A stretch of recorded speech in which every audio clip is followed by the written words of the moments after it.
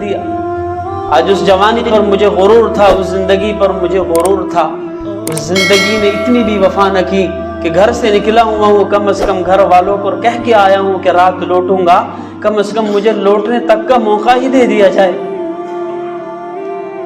کتنے ایسے مسافر ہیں جو گھروں سے نکلے ہوئے باہر ممالک کے اندر پیسہ جمع کر رہے ہیں، ہزاروں خواہشات دل کے اندر ہیں، اپنے ملک جاؤں گا، اپنے دیش جاؤں گا، گھر بناؤں گا، بچوں کی شادیاں کروں گا اور پھر ایک اچھی زندگی ان کے ساتھ بسر کروں گا، اور ہزاروں خواہشیں انہوں نے دل کے اندر رکھی ہوئی ہیں، گھر پہنچ کر اپنے گھر والوں کے ساتھ شیئر کروں۔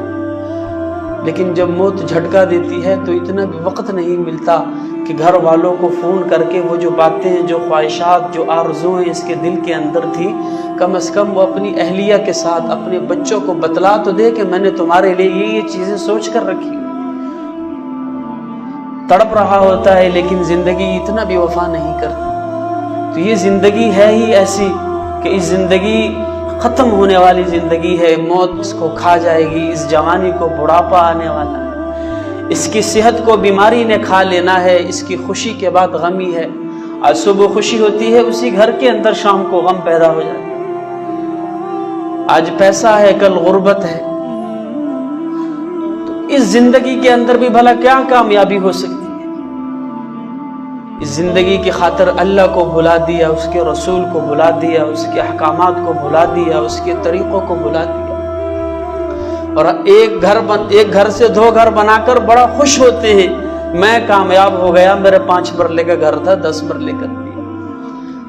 20 سال 30 سال صبح سے لے کر شام تک اسی دوڑ کے اندر لگا ہوا ہے کہ کسی طریقے سے کرائے کے گھر سے نکل کر اپنا مکان بنا لوں، 1 مکان سے 2 کر لوں، 2 سے 4 کر لوں، 1 سے 2 گاڑیاں کر لوں، 2 سے 4 کر لوں، فلاں پلاٹ لے لوں، فلاں کاروبار کر لوں، فلاں جگہ فیکٹری بنا لوں۔ صبح سے لے کر شام تک، شام سے لے کر صبح تک، مہینے سالوں سال گزر گئے اسی دوڑ کے اندر، لگا ہوا ہے۔ کیوں؟ یہ اس کو کامیابی سمجھتا ہے۔